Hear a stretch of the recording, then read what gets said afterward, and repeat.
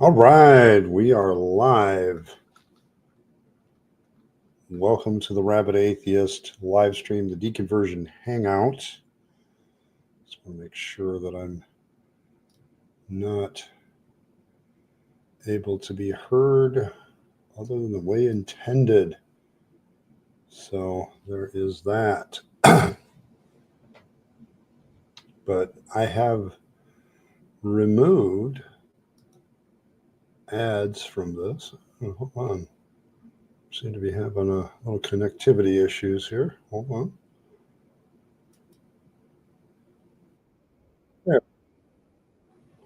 Yeah. Outstanding. All right, welcome everybody to the Rabyd Atheist. I'm your host, Ed Rabyd, former pastor turned atheist, now a compassionate anti-theism theist. This is the Deconversion Hangout. Rules are a little bit stricter for theists. I don't mind you coming here asking questions about deconversion and stuff like that. Sound. Check my settings. Nope, I got some. Let me check. Testing. Yeah, I'm getting sound, so we're all good. All good. All right, there we go. Yeah, I was having sounded like some connectivity issues there at the beginning. So StreamYard and YouTube sometimes have trouble talking to each other. So there's that. So, but yeah. All right, there we go. Let's see who's here. We'll do a little bit of roll call here. Let's see, Rimmer's here. And we got Martin, outstanding. And Aso.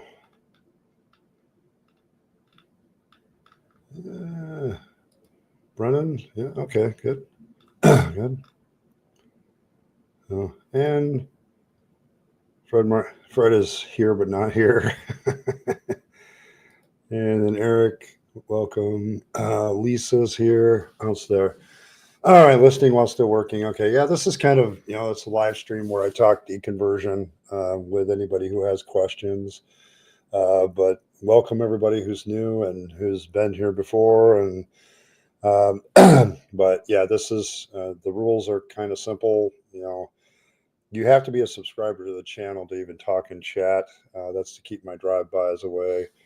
The theists love to come here and cause trouble. So I know, weird.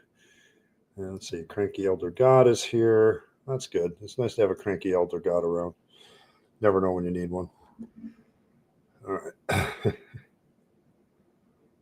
You're not all here. Okay, that's fair. Me either. Sorry for the little rasp on my throat. I think I caught a small cold from my grandkids last week that finally caught up with me. It was worse yesterday, so there's that. But just make sure you keep it clean. My mods have been instructed to kind of keep the preaching and everything out of here during Deconversion Hangout. So there's that. Also, you'll notice I put a super chat goal in there. I'm doing that with all my live streams. We've already met the goal at the last live stream, so we will be having our Saturday one. So this one is just more of a see if we can get there kind of thing. So just to help support the streams. So revisiting the toaster guy. Oh, all right, Dave. Welcome, Dave. Oh, man. I remember that so well because I left to do my own stream.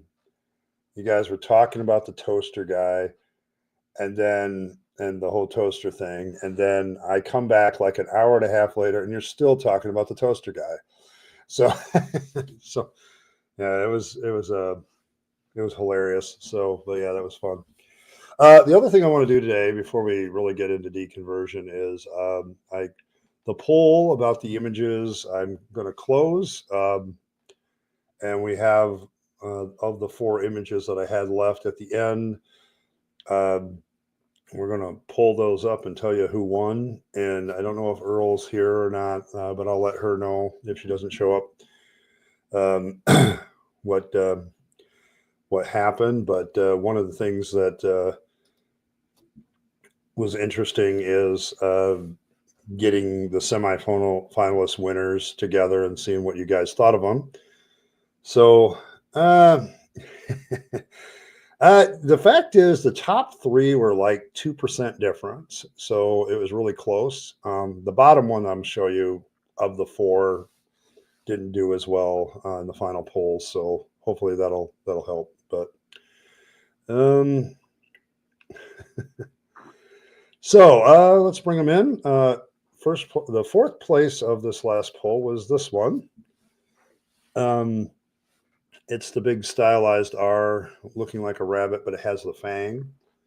So there was that aspect of it, I think. I got a lot of comments about the fang from all the polls, basically saying, hey, I'm not sure that that's what needs to be there. But yeah, this was fourth place.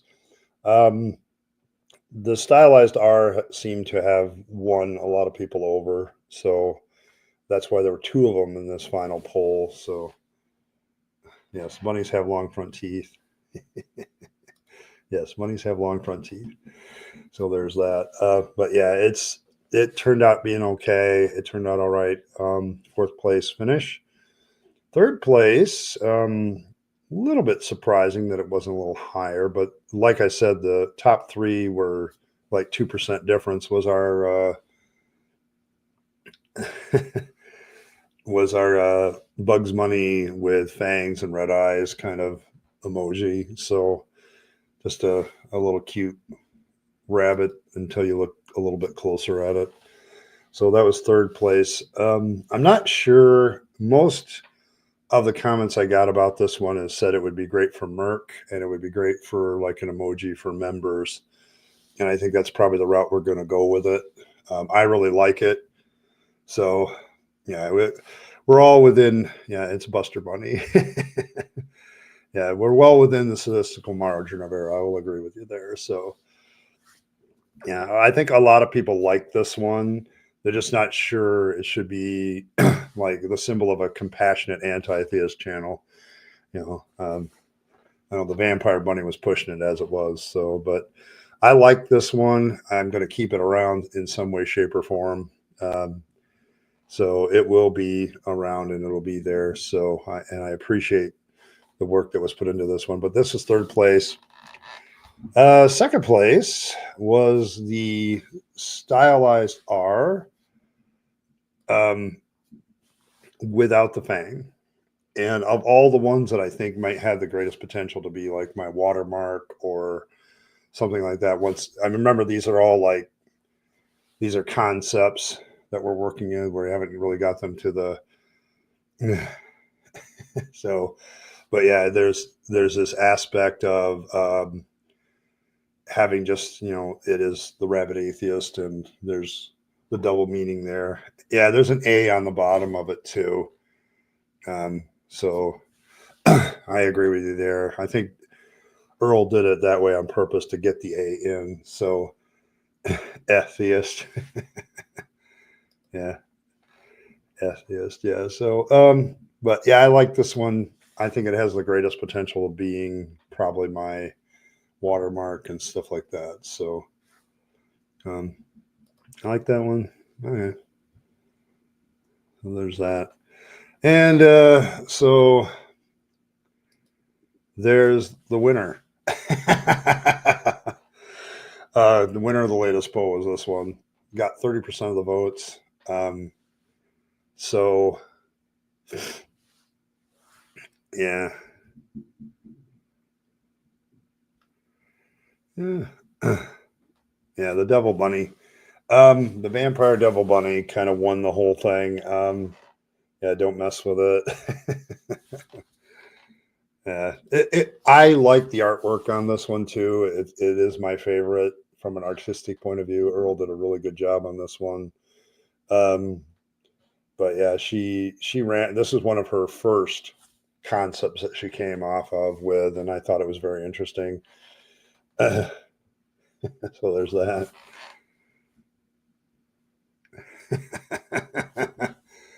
Yeah, I mean, I think it's like the gargoyle image. I really did like that part of it. So, but in the latest polling, this was our winner. I'm not sure what I'm going to do with it though.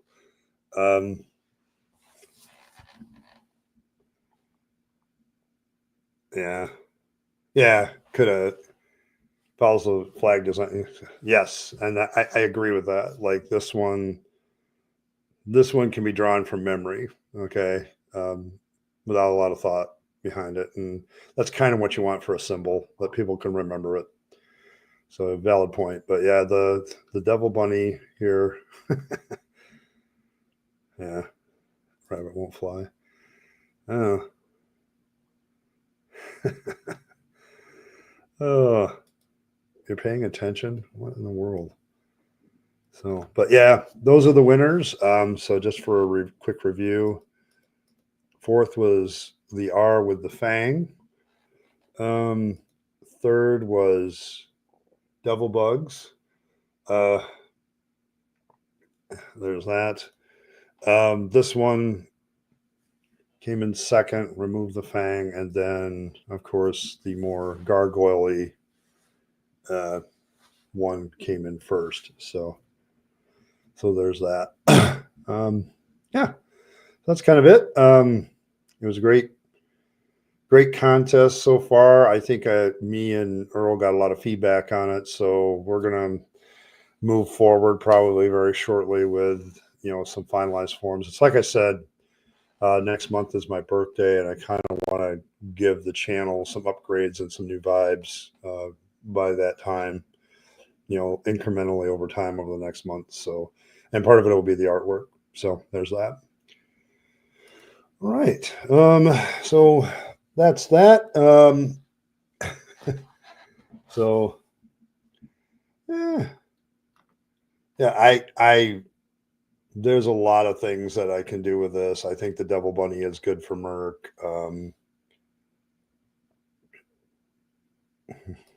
Yeah, okay, a question. Um, okay, so you want to know what a person who's never believed can help with somebody's deconversion would be my guess. Well, when you're dealing with theists, try not to be an asshole. Okay. It's really, I've noticed that with um, people who have always never, you've never believed in anything, there tends to be like, well, that's just nonsense or whatever kind of responses. Um, so that's kind of the biggest thing is when I was deconverting and I would talk to atheists about why they're an atheist, the ones that kept my attention were the ones that were nice and very civil and didn't treat me like an idiot because I believed in something. The vast majority of people on planet Earth believe in something. They're not atheists. And so you kind of have to realize that that's kind of the way it is.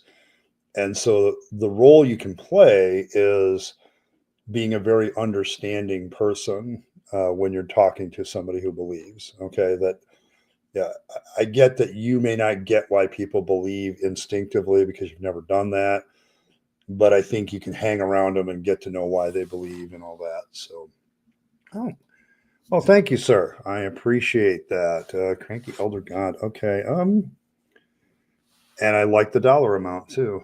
Um, I used to have that. I tried to get a 666 dollar amount donation once upon a time on one of my things. I can't remember. I think it was, oh gosh, and it wouldn't go through. So, but I appreciate the fact that they can give you a lot to do 666. That's great. That's awesome. But yeah, but thank you, sir. Appreciate you. I appreciate any cranky elder God hanging around anyway. So thanks a lot. I appreciate that. Um, so makes my life a little bit easier, and I always appreciate that. Pure. The phrase is pure and utter nonsense. See, and that's the thing. You got to remember that the vast majority of people, even in the West, there's still a lot of people with a lot of religious beliefs and pagan beliefs and stuff like that. And you got to recognize the fact that you're not going to convince people by being a jerk. Okay, so so there's that. But yeah, it's just it's one of those things that just you got to remember when you're talking to somebody who still believes in something that that's very personal to them, and insulting them is not the way that's going to convince them that maybe their stuff is nonsense. Like I said, when I talk to atheists, it was usually people that I'd gravitate to were people that were being um, intelligent about it. They weren't trying to bash me in the head over believing and stuff like that. Yeah, the ideas of pure and utter nonsense are not there.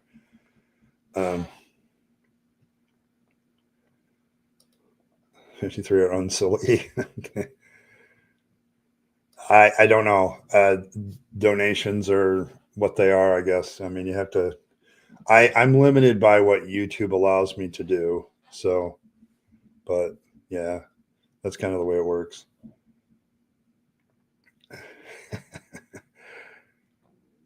Yeah. Yeah.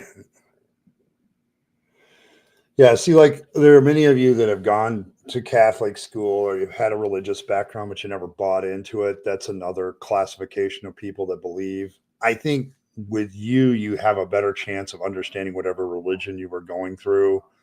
You can kind of, you can kind of do that. So yeah,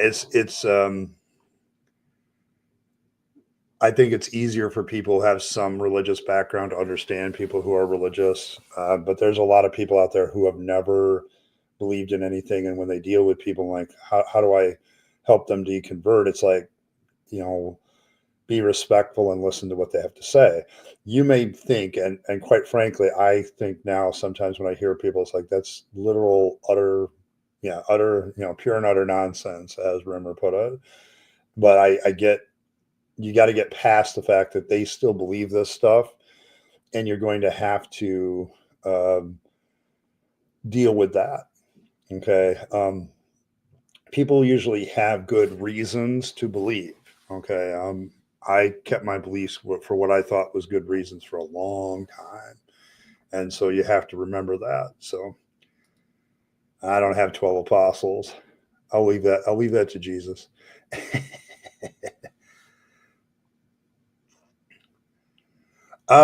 This is the biggest problem, I think, is the politics is getting involved too much right now. Um, I don't know too many atheists who can set aside their political ideology and still talk to somebody without getting upset about it. There's an accusation that's made by theists that a lot of atheists, uh, once they leave God, they politics and government becomes their God. And I hate to say it, but they have a valid point in some people's cases. Like you don't have a cause with your religion anymore, so you got to go off on another crusade with something else. And the problem with political and social discussions is they need to take place, but everybody's so dogmatic these days. I get hell from people that are on my side sometimes because I refuse to be dogmatic about stuff. And I'm just not, I understand that political ideology isn't necessarily connected with religion. So, and a lot of people disagree with me on that, particularly when it comes to the right and Christianity. But um, I know conservative atheists, so that voted for Trump. So it's like there's the ideal. We say atheism is only about one thing, and then we make it about all this other stuff, and it's like I don't know. I think we need to get away from that. But it really is hard to talk to a theist if the politics is diametrically different. Um, Other things get in the way of that conversation. So, um, I would agree with you. I think in the West, in particular, this is probably true. I know that a lot of my people in my last church, excuse me, came because it was a social thing. I had a deist in my congregation. I've had people that followed it because it was cultural. So you may have a valid point, Eric, that there's a lot of people that are in it. It's just they see some value in religion. I don't anymore. So yeah, so yeah. Well, yeah, you can do $72 for 72 apostles. Yeah, it's the atheism added with stuff added to it. The problem is sometimes atheists are the ones doing it. Come on, be honest, BS. Let's think about that. But welcome, BS. But yeah, it's if you really think about it, we sit there and we'll yell about, hey, quit making atheism into a worldview. But then you have atheists that have atheism plus whatever secular liberal, SJW thing they want to do. And they add that to their atheism and it still becomes a worldview for them. And then they push it. Okay. And it's like, I thought atheism was about one thing. So, um, yeah. So, yeah, I mean, some people start off with that political ideology. I like to remind people that on the left, there are Christians.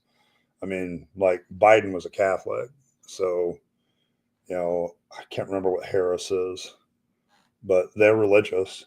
They're, it's still a kind of a thing in the United States. If you don't believe in God in some way, shape, or form, it's really hard to win an election. So,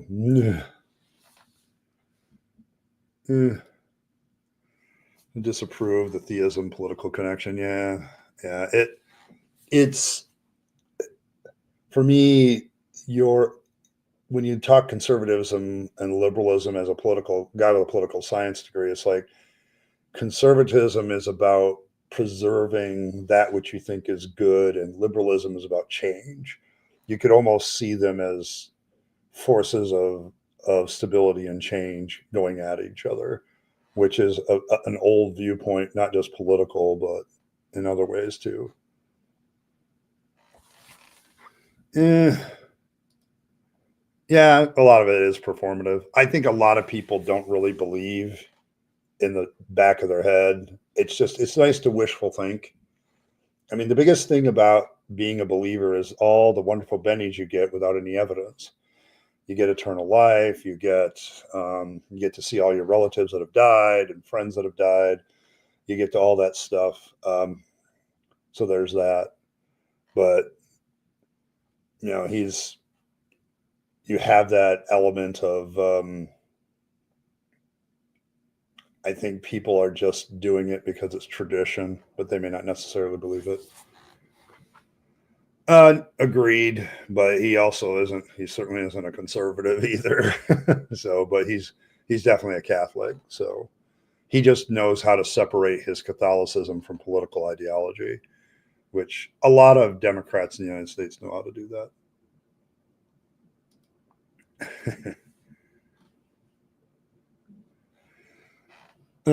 Yeah, I just want peace and prosperity too. You and me are on the same wavelength there.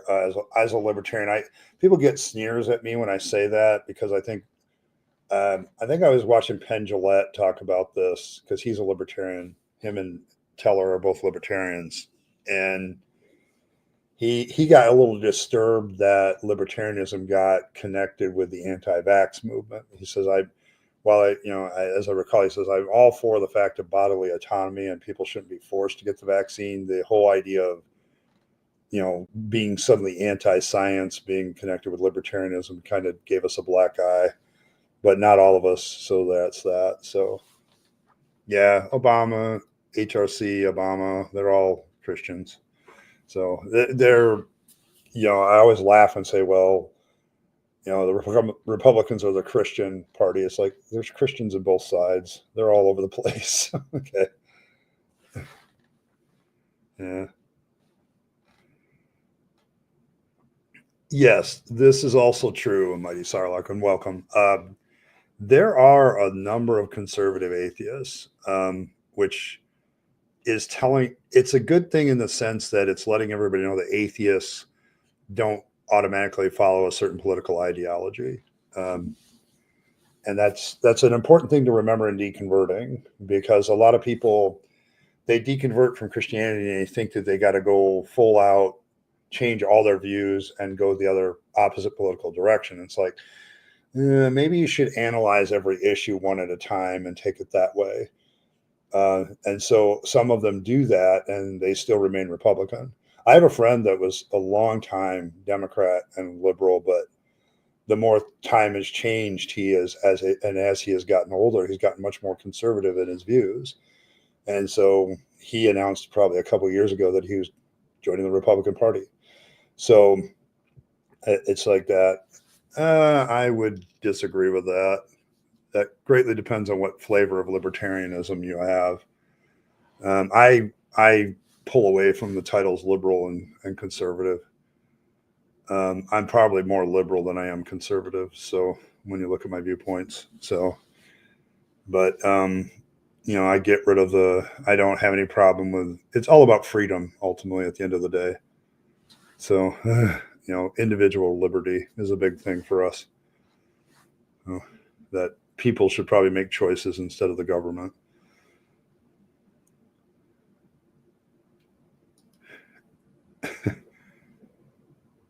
Yeah.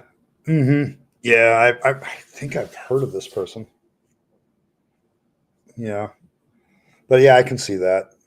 It's there's a lot of people that you know have different political views, and that's kind of my point tonight. It's like when you're deconverting, people often think that they have to follow a certain political or social ideology, and it's like I would rather you apply the same reasoning and stuff to those views um, as you did when you decided to leave your faith. Go look at every issue and see what you think about it, get the facts about it.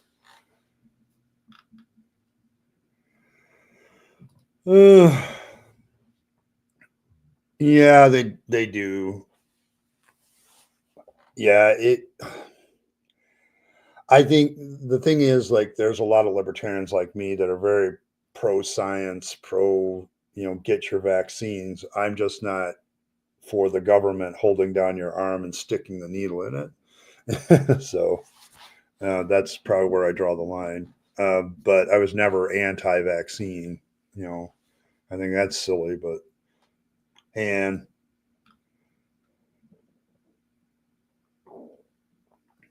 yeah, see, me and Ego are like that. I don't describe myself as a light conservative. You might say I'm more of a light liberal in some ways, I guess, if that's the way you want to look at it. But try to get out of the spectrum of liberal versus conservative because it's not always applicable. So,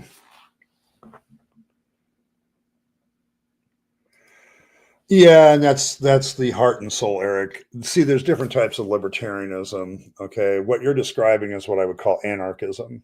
Um, And most of us libertarians realize the folly of that. In order for anarchism to work, like philosophical anarchism, everybody has to be a philosophical anarchist, and that's just not going to happen. So most of us are much more realistic about it. Mostly, I say that government has a very specific task and should stick with it and not meddle with other things. But we've long passed that in most Western governments. So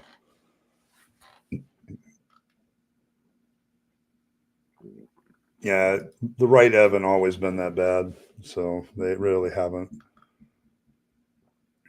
Yeah, she's once again,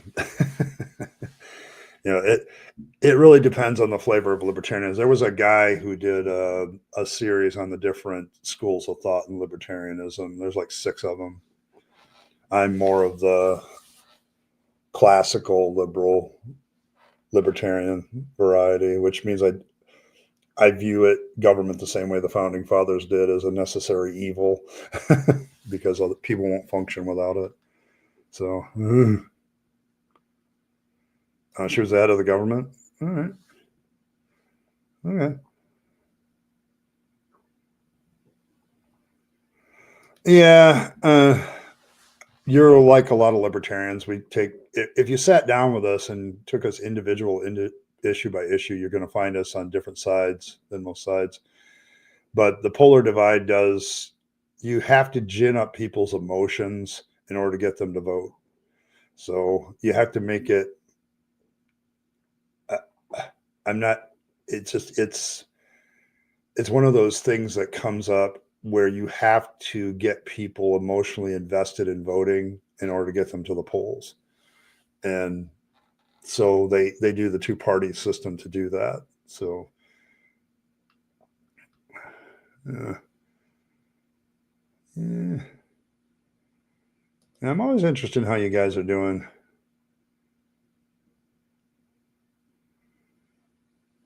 Yeah, it is interesting that most parties, when they get close to having party and like power and absolute power, they get worse. Like their bad aspects come out.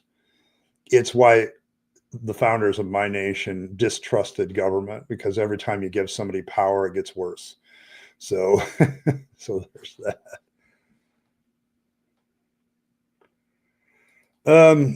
Individual liberty, provided you don't interfere with the individual liberty of others, is a pretty good concept, though.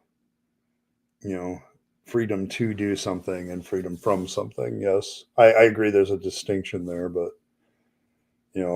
libertarians talk about that all the time. How do you maintain your rights without violating the rights of others is a big discussion of ours. So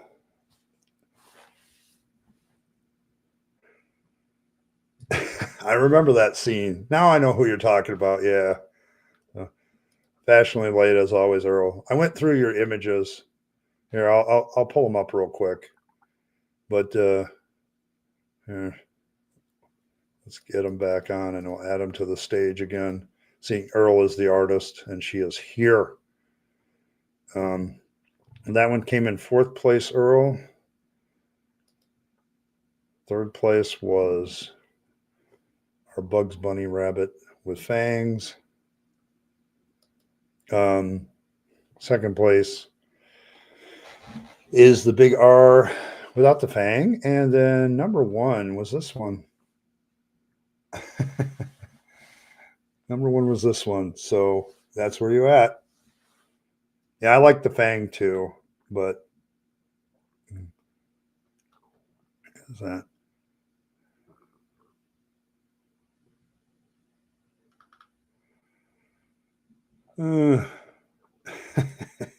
Okay-ish urban libertarianism being an ass. I never understand why people have a problem with people who advocate for personal liberty. What's the opposite of personal liberty? Personal slavery?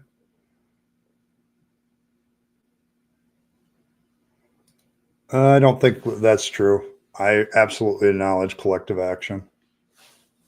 And so did the founding fathers, who were pretty classically liberal themselves. But no, maybe that's the current state of libertarianism, but that's not me. That as people live out their individual liberty while respecting the individual liberty of others, you're going to have good collective action. So,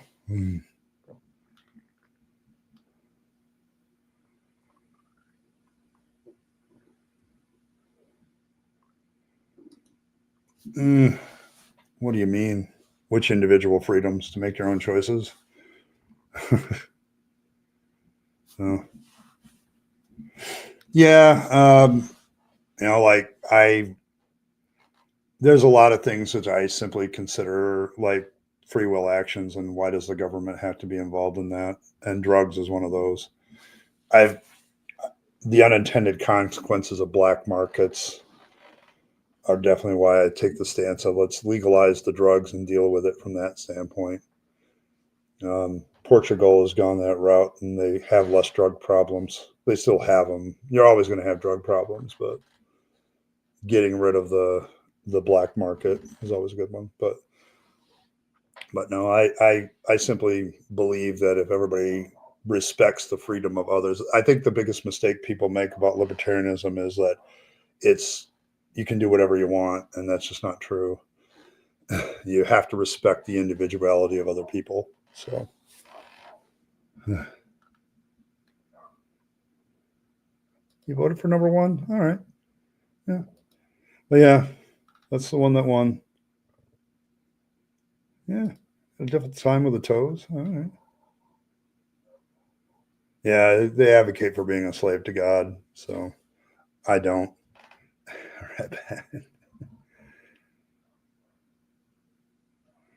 Yeah, they are. Well, they're not. They happen, but most people think that if you make something illegal, then it'll stop. But black parent markets happen instead, and black markets in anything can usually worse than they have worse side consequences and externalities. So, but yeah, I suppose you could say it's not an unintended consequence, but it is a consequence. Every time you make something illegal, somebody will sell it for an inflated rate in a more dangerous market. So,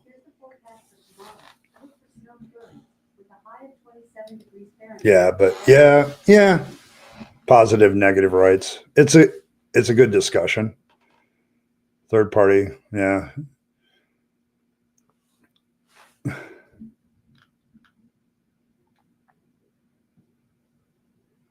Yeah, the government shouldn't tell you what to put in your body. I think it's it's all a question of what you think this external power can do. I mean, I love people that want to get away from the control mechanisms of religion, but will accept the control mechanisms of government, which are pretty much the same.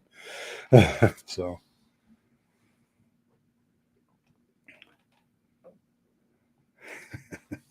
fiscal libertarians.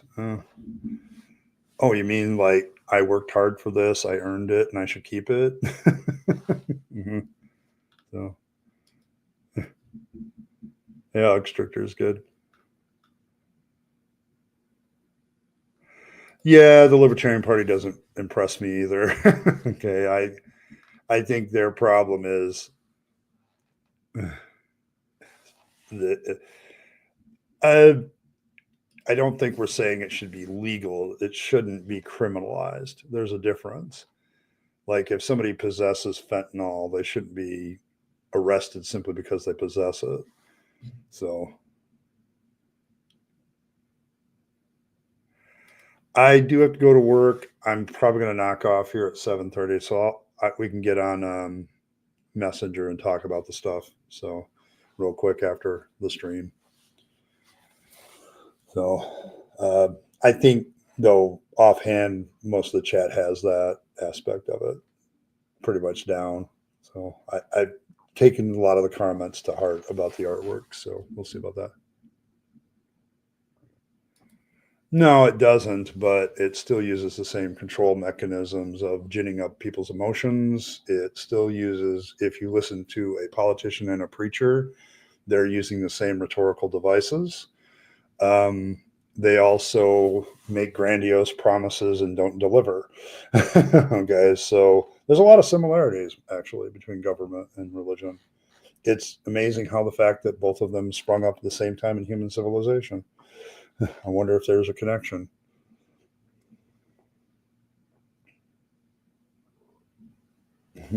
Yeah, I mean, politically, you can be different. So, but yes, they do try to control people by force, though.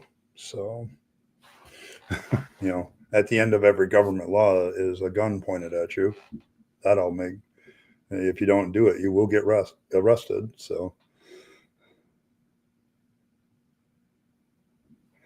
I think most libertarians would agree with you that I live in a society and I do have obligations to my fellow man. I think that's the one big mistake people, they just think it's, I don't have to have any concern about other people, and that's not true. Not true at all. Yeah, it's legal in certain cases. Yeah, legal and regulated is probably the best thing I go for when it comes to drugs. Definitely regulated. I feel the same way about prostitution too. I mean, I guess my viewpoint is, show me a victim of the crime. Can it? I've always been interested about that idea. Based on what, I mean, if you're talking about how a military protects a country so there's peace inside the country, I guess we can have that discussion. I would agree with you, but other times government gets in the way of your freedoms. Well, I suppose. Yeah. I mean, I don't know. I'm never comfortable with anybody doing things for me. So, but at the same time, I'm not really sure socialist mentalities help. There's definitely some downsides to that too.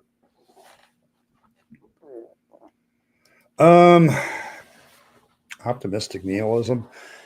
I don't think there is an ultimate good about anything. I don't think that there's any like ultimate purpose to anybody's life.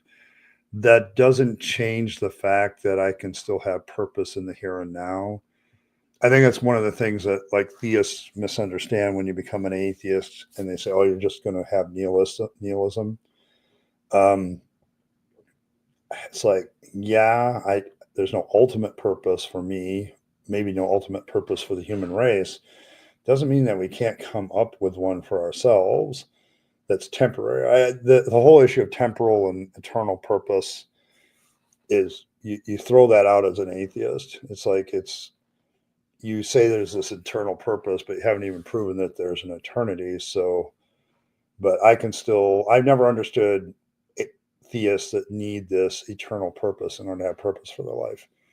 But nihilism to me is more of I recognize there's no ultimate purpose to life, but at the same time, I also recognize that I can make my own.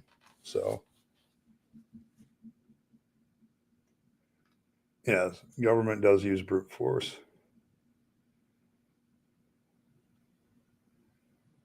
Yeah, I agree with you there. You and I are kind of on the same wavelength.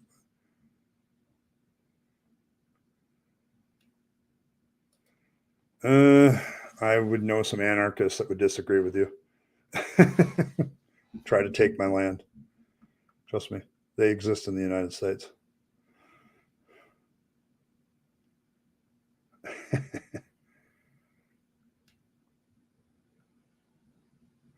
Yeah, optimistic nihilism does sound a little bit like an oxymoron. I agree with you there.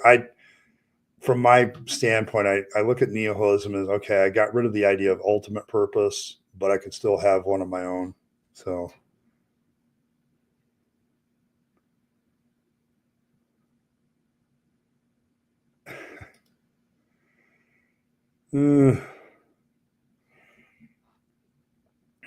uh, we have business regulations too, and trust me, you also have contracts. I know because I took international business in school. But there's a contract behind handshakes, and there's usually some sort of regulation. So, yeah, did anybody own it?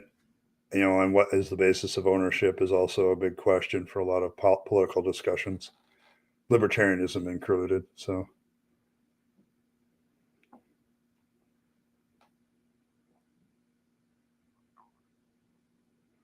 yeah, agreed. I mean, don't get me wrong. This is a debatable point anyway, but it's why you can be a classical liberal libertarian and have a government that protects property rights. And I can agree with you on that subject. At the same time, I can say it's also really none of the government's business what I do with that property. Okay, so yeah, tell that to the engines. Yeah, yeah. Oh, I agree. I mean, but everybody has contracts. Uh, the days of a handshake agreement being held together in any Western context, I don't think works. So yeah, they don't use the same language, and people don't address it that way. Libertarians don't often use the same language as main political parties either. So everybody uses their own political language. So you have to get past that garbage too. I mean, people ask me what this has to do with deconversion. And it's like your politics becomes really flux when you don't have a God telling you what it should be. Okay, so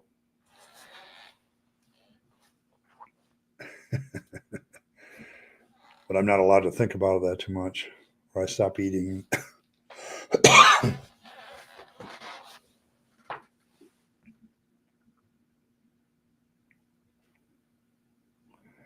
Yeah. I don't think too many libertarians like Marx, so they they disagree with him. It's the one area I disagree with Christopher Hitchens on. I would have had an argument with him on that, but a lot of other things I agree with him on. Um, but yeah. So, but yeah, politics is one of those things, and your social views. It really does. When you deconvert, you kind of find yourself in flux with everything.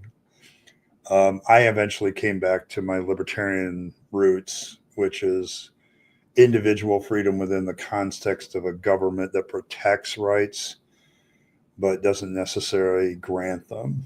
Um, so,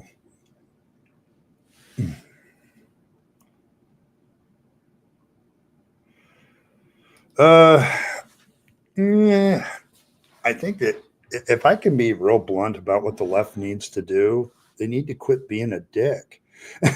Okay. The biggest demographic shift from the left to the right this last election was white men. I wonder why that is. I want you to think about that. Oh, I heard somebody say, well, it's the religion attracts, that it's like, it's a real racist, sexist viewpoint. But no, you keep telling white men that they're inherently racist and inherently sexist. Yeah, they don't feel welcome. Why would they feel welcome in such an environment? I mean, I've looked at the exit polling data 3 times now, and it's like, you, they don't, white people, men and men in general, don't feel in some ways welcome in the left anymore. It's just, they just don't feel welcome there. And so they go to somebody that's going to solve their problems, like the gas price is too high and the groceries keep getting higher and I'm trying to feed my family. And you know, the base of the Democratic Party used to be union labor and now it's not. So that tells you something. So yeah, I agree with you, Rimmer. I don't think the Democrats are generally on the left anymore. Um, there's something, but I'm not sure what I would peg them. They have very weird views. Yeah, the problem is we don't have a lot of choices on who to vote for. That's why I didn't vote. That's why I didn't vote for anybody. It's like I don't like any of these choices. They're all asses. Yeah, it's the behavior. It's like when you keep telling a group of people that they're evil by their nature, yeah, they're going to leave. Okay, I mean, calling like, oh, you're colonizers, and I'm like, these people had nothing to do with colonization. That was a long time ago. When you keep dredging up the past to keep anger going, I think you have a problem. But that's my opinion about why they lost. You keep pushing people away, and eventually they're going to leave. So,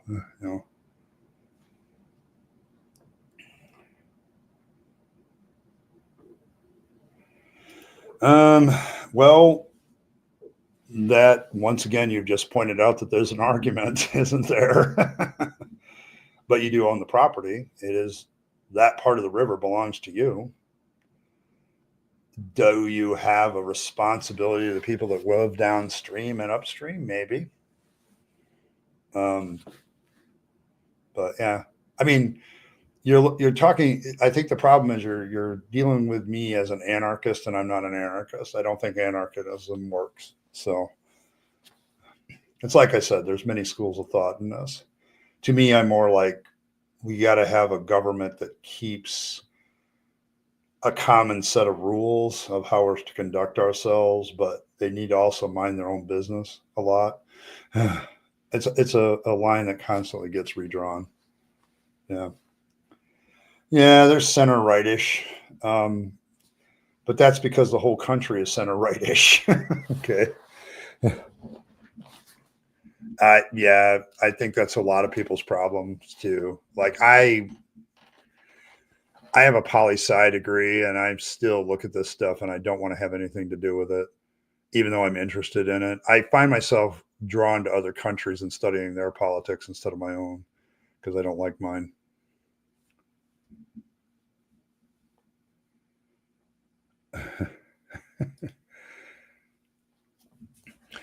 Evil, and because whiny. They're still doing the whiny SJW talking points. I don't know. It's if you continue to name call people as just because they belong to a certain group, I think you're going to eventually alienate that group, and they're going to go find some other home. Okay, that's a little bit more receptive to them. Okay, and the labor unions used to be the backbone of the Democratic Party. The problem with the labor unions is they all work in non-environmentally friendly things. It's like they work in the auto industry, they work in the steel industry, they work in um, the coal mines and the oil fields and all that jazz. And these are typically men trying to support their families, and they get told that they're evil for doing so, and you're threatening their jobs without any replacement, and they just don't feel at home, and so they shifted sides. So they just don't feel at home anymore on the left and in the Democrats. So it's interesting how many Democrats did commercials this year touting conservative values. I thought that was very, very interesting in certain places. Like Harris actually made a video where she said, "Yeah, I own a gun. I believe in gun rights." It's like, okay. So I don't think it's that marginal. I think you need to study the schools of thought in libertarians. Between Austrian and anarchism, there's at least 4 different thoughts. So, like, for instance, if you take somebody like Thomas Jefferson, he believed the government should be involved in education, um, probably road systems, a lot of that stuff. But he didn't believe that individual liberties should be interfered with that much. It's not that marginal as much as you think, Michael. I've studied libertarianism, and no, it's not that marginal. There's big differences.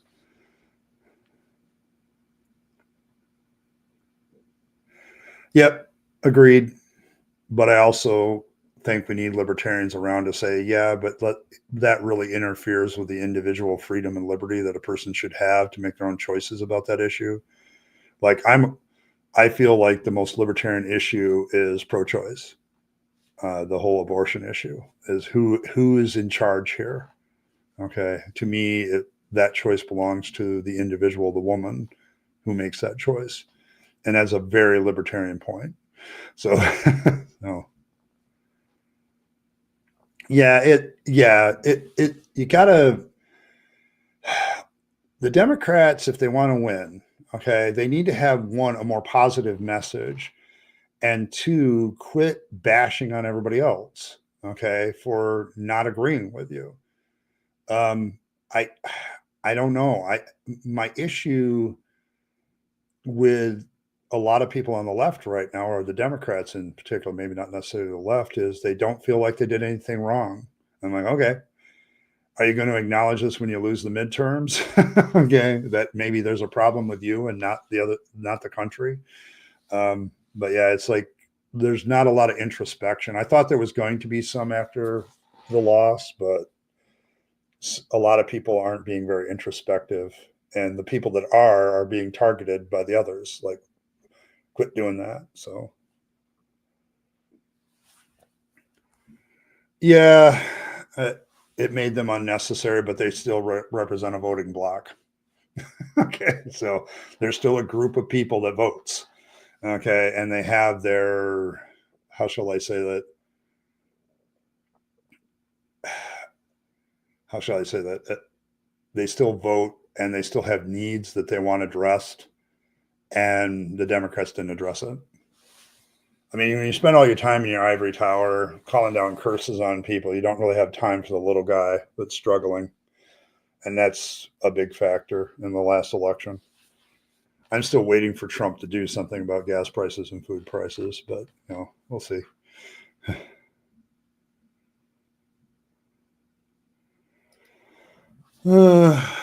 Yeah, it could be rumor. That's actually something I've entertained myself. Why is it different groups of people are voting and they happen to line more with the right, with the Republicans and the Democrats? I think that's a possibility. Hey, Jacob. Good to meet you. Good to see you, actually. Yes, this is the thing. The Democrats really haven't given a reason for people to vote for them. The last elections have all been don't vote for the other guy. It's like, well, why am I voting for you? And I think we realize the peril of that with Biden. Okay, because Biden was elected to get rid of Trump, but nobody was asking the question, why are we voting for Biden? Okay. Um, the Democrats need to get an identity and communicate it effectively and have a vision. Obama won and re-won because he had a vision for the nation that people bought into. Okay, and so I just don't see that with the Democrats right now. They're just anti-Trump everywhere, and it's like, yeah, but what are you going to do when you get power? What are you going to do? One of the side issues that I looked at uh, when I was looking at the exit polling data was student loans and that sort of thing. The Democrats have been promising to do something about student loans in this country for how many decades? And what have they done about it? Zero. So if you keep making promises and don't deliver as a politician, you will soon find yourself not voted for. Okay, so yeah. Yeah, if you keep pushing centrists, because I'm a centrist too on a lot of issues too. I mean, if you keep pushing allies away, you're going to have less and less people voting for you. Okay, you can't. You got to figure out how to win friends and get influence over people and influence their vote. You're not going to do that by calling them names and policing everything they say. And it's like it's not. Trump's scared of the credit.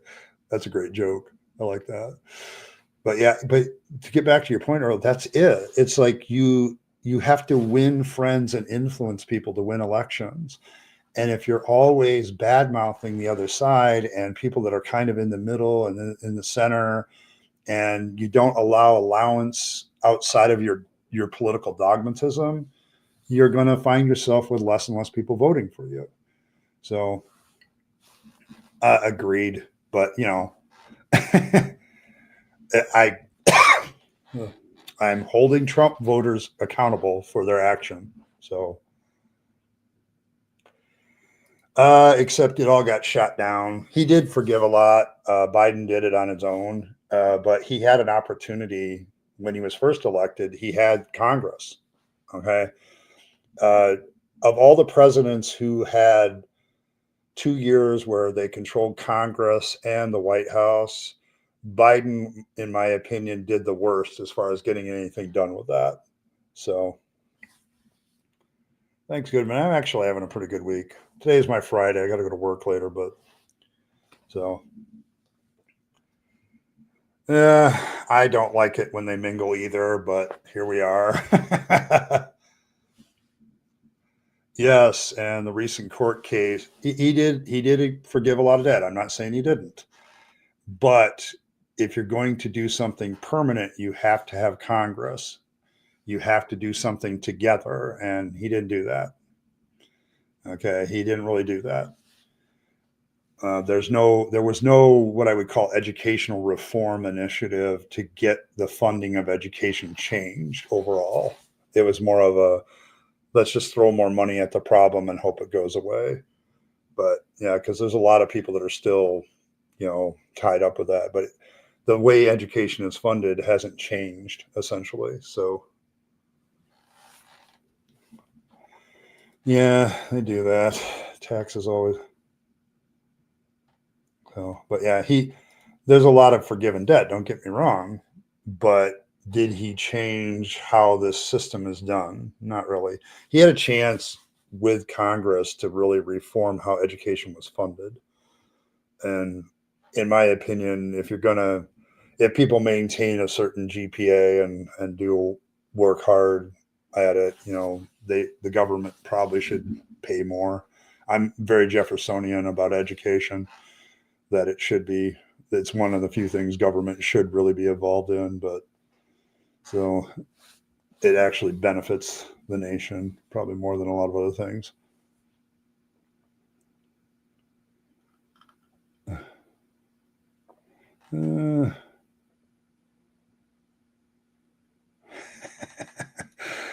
I often wondered about that.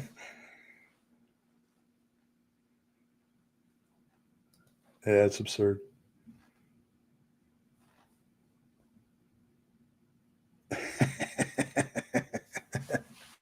See, I've always wanted to live in Amsterdam.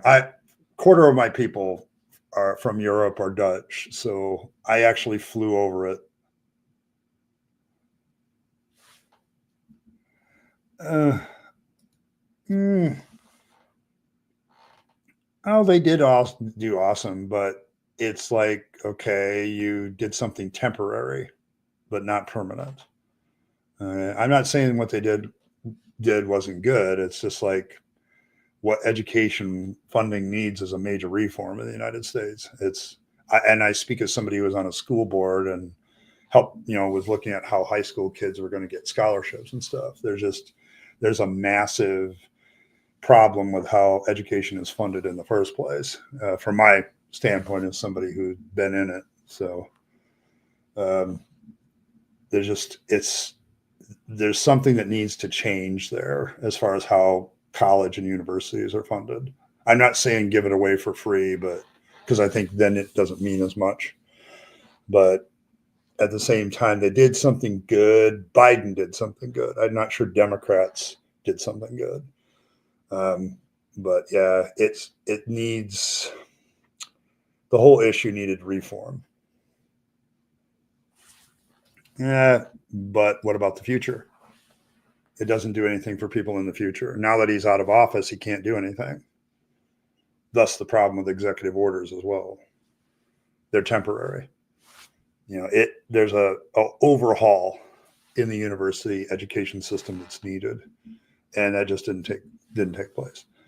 And plus, I think there was a recent court case where Biden lost a court case, so now a lot of that is in jeopardy. So we'll see what happens. But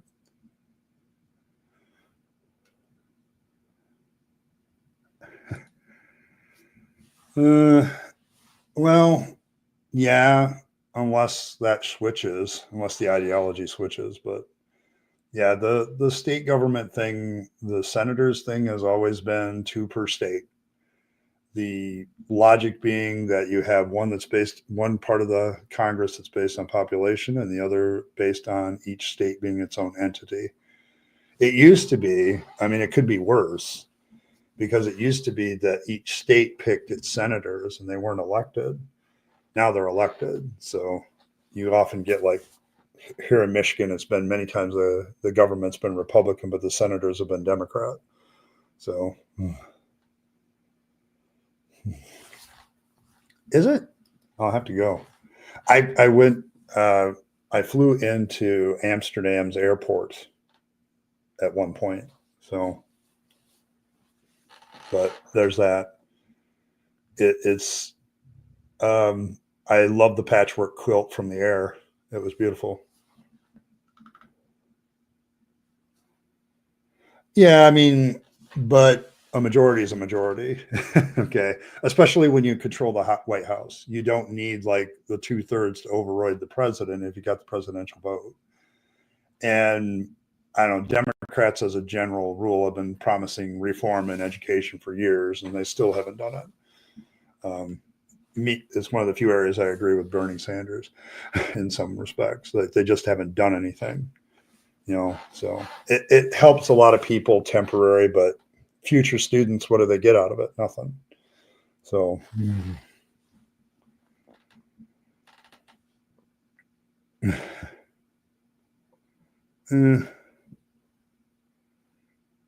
I don't sure persecuting Trump and his followers is going to win you any points either.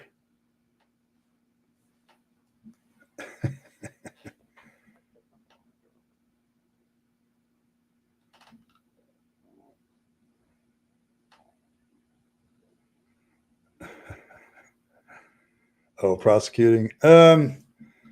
Well, The thing is, Katie, our court system is designed to delay things, which is really weird because you have a constitutional right to a speedy trial and it never happens.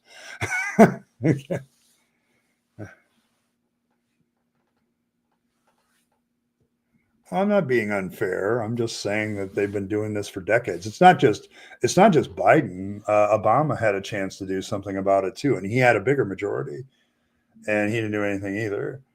It's like there's an essential core of how education is financed that hasn't been changed. Okay, and it needs to be changed. Like I think like if you look at the percentage of grants versus loans is increased and grants is decreased. It's like those percentages could have been said, but I don't think I'm being unfair. I think he did a lot of good of what he had. I agree with you there, but there's stuff that he could have done in his first 2 years that he could have at least tried to do, but he didn't even bother. So I just never heard him. It never became a news item. If they did something, it never became a news item because it wasn't significant. Or the news is just doesn't want to cover that shit, which tends to be the way they do. But I don't think I'm being unfair. I'm just saying that when you have the power, you have Congress, and you have the White House, it's time to get shit done that you keep promising to do. And that doesn't always happen. Like Trump is being judged right now whether he's going to get his shit done. And if he doesn't get it done, then he'll lose Republican support, just like he did last time. Although I do find it interesting that my Republican friends are getting embarrassed a lot quicker. So did you not remember the last year when you guys were embarrassed about your own candidate? That's why he lost. So, but yeah, I don't think I'm being unfair with the student loan thing. It's been addressed, but there is a lot more that could have been done.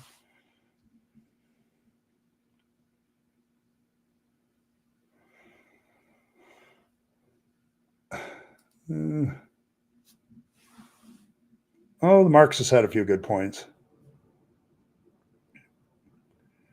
Could. I Don't get me wrong. I've seen this pattern before. Okay, historically speaking, when you try to maintain the status quo as an instrument of change, you don't end up changing much of anything. So it's kind of that thing. When you look at somebody who's getting back to deconversion, you're looking at somebody who's looking at their politics when they deconvert. They have to consider so many things that they didn't have to before. So I'm always patient with them. But this is one of the things you're talking about. It's like you have a force of change that doesn't really change anything. Like the criticism that the Democrats are more center right is valid because they have a tendency to be very conservative on maintaining the status quo. So, yeah. So it's kind of like that's a good example of, you're supposed to make these changes, you're supposed to do these things, but then you don't. You can say what you want about Trump right now, but a bunch of people have said about downsizing government. He's the first one I've actually seen do it. So Obama talked about, downsizing government and all that stuff. So, hey, John, we were talking about your lovely country. Everybody thinks it's lovely. I did too. I was in Amsterdam for about 2 hours on a flight. Didn't get out of the airport though. Wish I had. So, a long time ago. It was about 12, 15 years ago.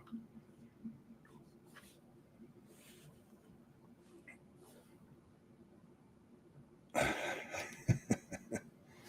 don't know if libertarian wants to conserve the status quo. There's nothing status quo that I like right now. So,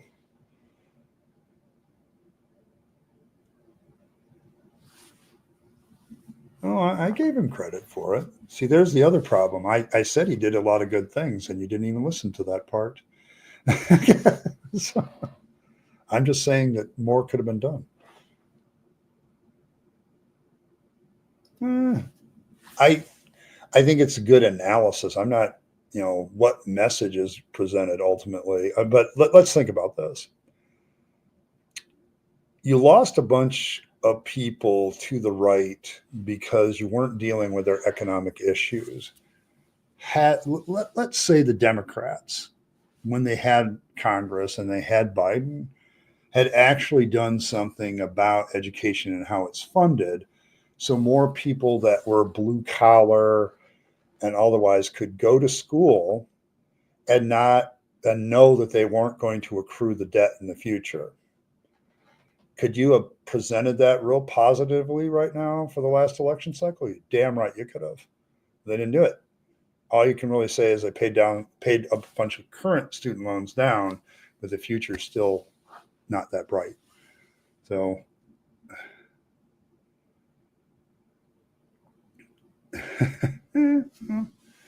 yeah, I can agree to disagree, Earl.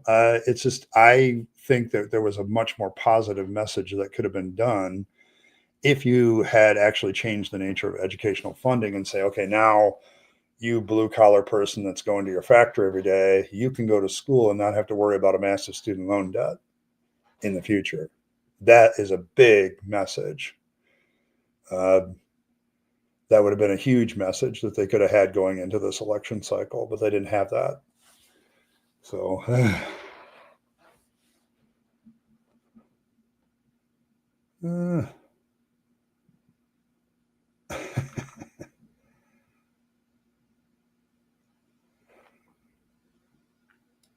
did he legalize THC supplements? Okay.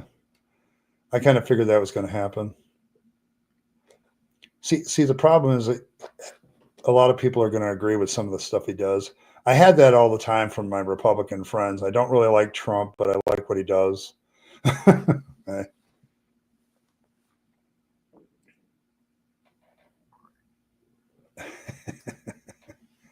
Assuming we're late stage capitalism, I think there's a lot of assumption there. We like capitalism too much, Earl. It's the worst economic system ever, other than all the rest of them. So, I don't want to go back to feudalism. That sucked. Communism, you seem to starve to death for the first couple of years.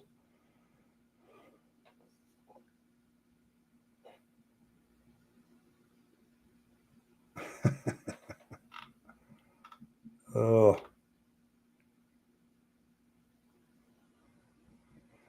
And income from an Israeli storm god. Yeah, okay.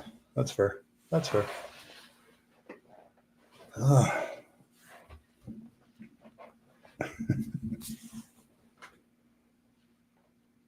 don't know if we're in late stage anything. That's my thing. I'm thinking about that still, Earl. I always hear that we're in late stage capitalism. I'm like, on what basis do you say that? Yeah, me too. Me too. But yeah, it's this is the deconversion live stream, but politics comes up because I think the initial thought of the stream was just because you leave the faith doesn't necessarily mean your politics has to change. And I think that's a good thing to remember when you're deconverting it. You have to really examine things issue by issue. But I don't know. I have always been skeptical. I'm as skeptical about politicians as I am preachers. So, and I tend to get there. I don't know if we've ever had a free market. So I don't have a good example of a truly free market. So, yeah, that is a concern of mine as well. When I see somebody unelected like Musk up there talking, it scares the shit out of me because he's unelected, and the whole idea of a Department of Governmental Efficiency just bothers me. What do you mean by efficient? Give me the efficient. And besides, it's an oxymoron. Government will never be efficient. It's not an efficient system. Never has been. Never will. The guy running his small shoe shop has more efficiency than the government ever will. So,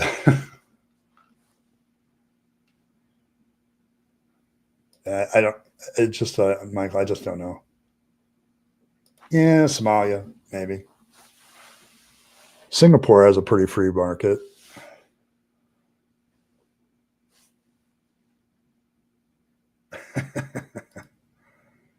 Yeah, exactly. I think that's the problem I've always had. As soon as they announced the Department of Governmental Efficiency, the first thing I said was, "That's an oxymoron. Doesn't exist." Eh, probably, at least in the modern context. I mean, governments in the past didn't always have that.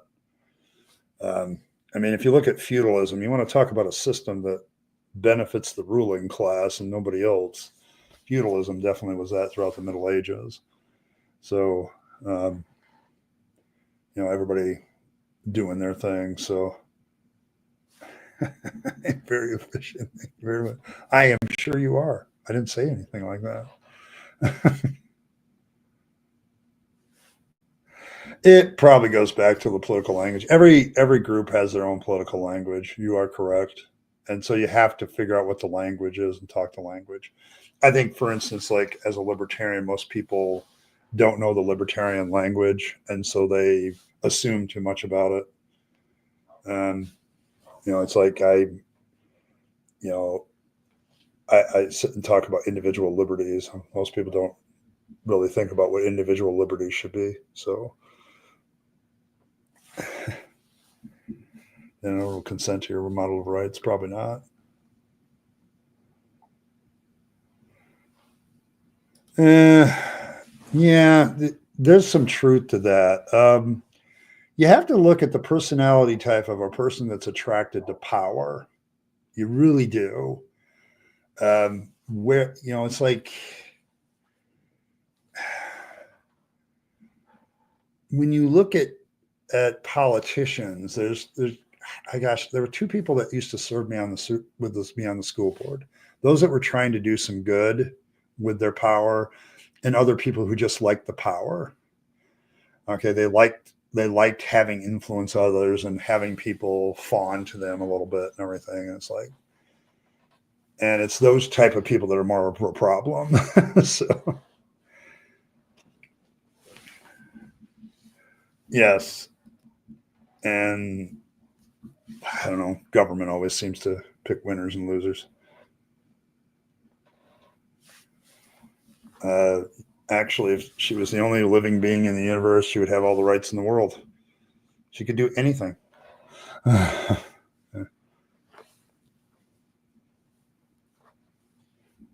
you're responding to rumor. Okay, fair enough. Hey, Bren, good to see you. How you doing these days? Haven't seen you in a while.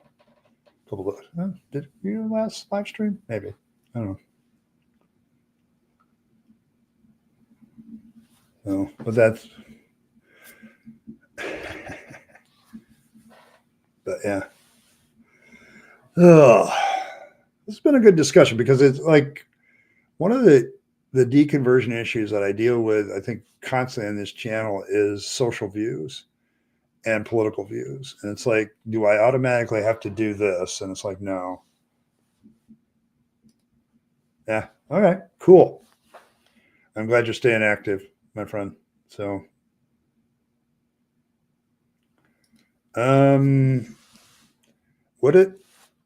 I mean, the person could sit there and say, what do I have the right to do? I mean, I get what you're saying because morality and rights seem to have that same problem that there's always a context of society, okay, that there's interaction between people. And so, therefore, morality and rights, and part of that discussion, rights, is there. So,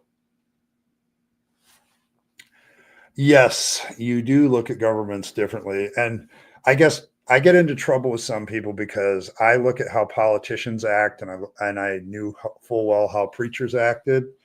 And when I hear a politician give a speech, it's like I dissect it the same way. And it's like they're appealing to emotion, they're making a promise, which I'm not sure they're able to keep given the scope of their power. Yeah, it's like, and I start going down the list of what they say, and it's like, I don't see the motivating tactics aren't all that different. So the only thing different is I can actually prove government exists as opposed to God. So, yeah. Yes, yes, it does. But I like that part about you.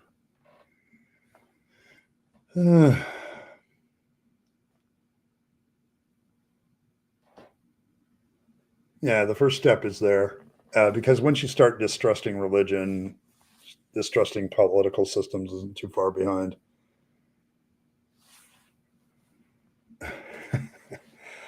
Two or three people. This is actually hypotheticals we do in political science when it comes to rights. What would everybody have? I mean, let's say the three individuals are two wolves and a hen. Are we going to have a democratic action on who we're going to have for dinner? So,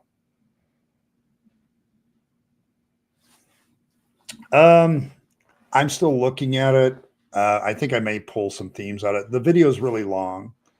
Um, I may have to split it up, and I have to do some homework on it. So, but yeah, it's an interesting video. I'll give you that.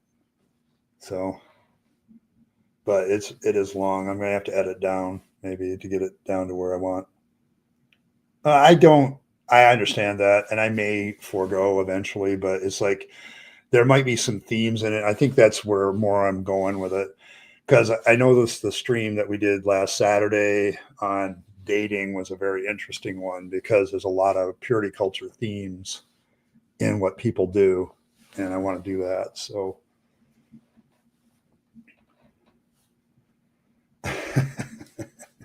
yes, it is. I know, but I like the thing is, Brent, I like engaging with what the people in this crowd send me in some way. I like to put it in if I can. So, uh,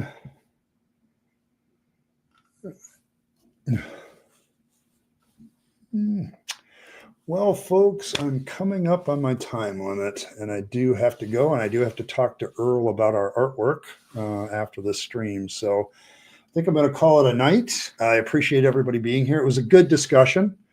So I want to thank everybody for being here and being a part of whatever we had. It's it's a good thing to think about when you're deconverting is your politics and your social views. You have to readjust them. But yeah, it was a good conversation. So thanks everybody for being here. Appreciate all of you for being a part of this. Didn't quite reach our goal this today, but that's okay. We reached our goal on Rabyd Fire, so I'm good with that. So thanks everybody for being a part of it. There's a lot of ways to support this channel and the stream, membership and all that stuff, but mostly hit the like button, do the things that YouTubers do. So appreciate all of you coming by. Great to see all of you doing well. So appreciate all of you. Thanks everybody for stopping by. As always, live your best life. You only get one go around and then it's over. So take all your time, money, and opportunities and give them to yourself, the people you love and care for, and to make this a better world. You'll be happier if you do. And don't waste them on the trappings of religion and faith. That's a dead end. I speak from experience.